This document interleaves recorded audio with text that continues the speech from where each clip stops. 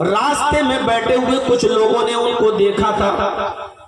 जब वो पहली बार क़ज़ाए हाजत के लिए गए तब भी देखा, वहां से जब लौट कर अपने घर गए तब भी देखा, और जब दोबारा ये क़ज़ाए हाजत के लिए गए तब भी देखा। तो रास्ते में जो लोग बैठे हैं ना, उनके दिमाग ज्यादा बड़े होते हैं। ये बार बार क्यों जा रहे हैं? अभी तो गए थे लोटा लेके, फिर लोटा लेके दोबारा क्यों गए? इनके दिमाग कंप्यूटर की तरह चलते थे, बदगुमानियां ज़हन में आने लगती हैं। किसी पूछने वाले ने पूछ ही लिया, अबू बकर अभी थोड़ी देर पहले तो आप क़ज़ाए हाजत के लिए गए ही थे, फिर आप वापस आए और अब फिर चले गए, क्या मतलब? पेट खराब हो गया है क्या? लूज मोशन लगा हुआ है क्या? और हम लोगों की जबान में ज्यादा खा लिया है क्या? क्या हुआ? कहीं दावत दावत थी, कहीं बदपरहेजी हो गई, ज्यादा खा लिया, ज्यादा पी लिया? ये बार बार आप लोटा लेके भाग रहे हैं जंगल की तरफ, क्या मतलब है? जवाब सुनिए, और उस जवाब को सुनने के बाद देखिए, सारिउ इला मग़फ़िरतिन मिन रब्बिकुम व जन्नतिन का मतलब क्या? फरमाया नहीं, मोशन नहीं लगा, लैट्रीन नहीं हुई, पेट खराब नहीं है मेरा, फिर ये क्या है बार बार आना, बार बार जाना?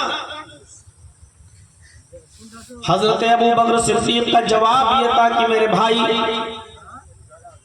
पहली मर्तबा जब मैं क़ज़ाए हाजत के लिए गया, पहली मर्तबा जब मैं क़ज़ाए हाजत के लिए गया, दरख्तों की आड़ में, झाड़ियों की आड़ में जैसे ही मैं बैठा, मैंने लैट्रीन की ही नहीं थी, मैंने बैतुल खला किया ही नहीं था, मैंने फौरन मैं उठ गया। जैसे ही मैं बैठा था, मेरे जहन में एक बात आ गई, मेरे दिमाग में एक बात आई,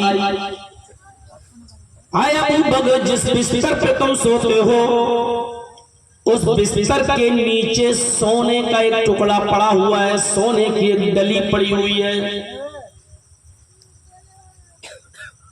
मैंने सोचा कि वो सोने की डली अगर घर में रह गई तो ये अच्छा नहीं है। मेरे दिल में ये ख्याल आया कि उस सोने को गरीबों और मिस्कीनों में तकसीम क्यों न कर दूं।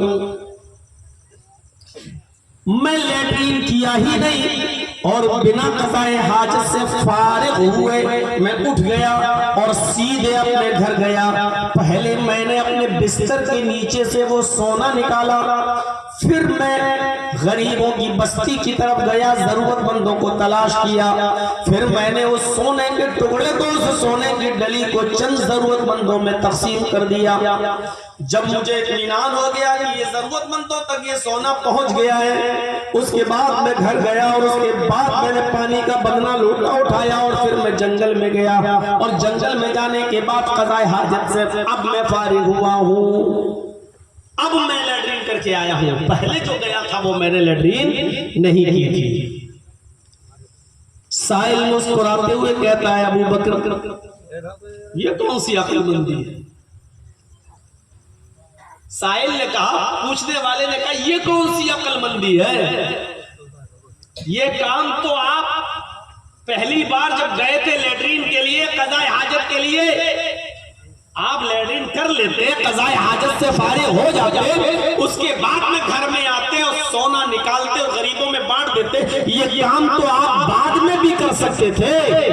आप इस काम को करने के लिए इतनी जल्दी आपने की कि आप लैट्रीन भी नहीं किए और पहले घर पहुंच गए, सोना लिया, फिर गरीबों में तकसीम कर दिया, उसके बाद आपने पानी का लोटा उठाया और फिर आप गए और दोबारा क़ज़ाए हाजत करने के लिए आप तब जाते जब सोना गरीबों में तकसीम कर देते हैं। ये काम तो आप बाद में भी कर सकते थे।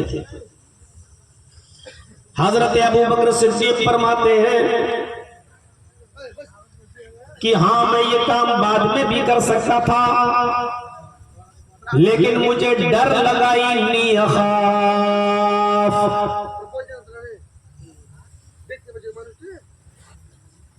मुझे खौफ था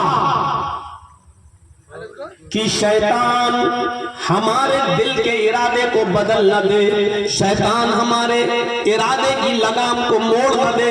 अभी अभी हमारे दिल में जो नेक काम करने का ख्याल आया है, लैट्रीन से फारिग होने के बाद कहीं वो ख्याल मिट न जाए, वो ख्याल खत्म न हो जाए। शैतान कहीं मेरे इरादे की भाग दौड़ को मोड़ न दे। शैतान खून की रगों में दौड़ रहा है, कहीं वो हमारे दिल में वसवसा डालकर इस नेक काम के करने का इरादा बदल न दे मेरा।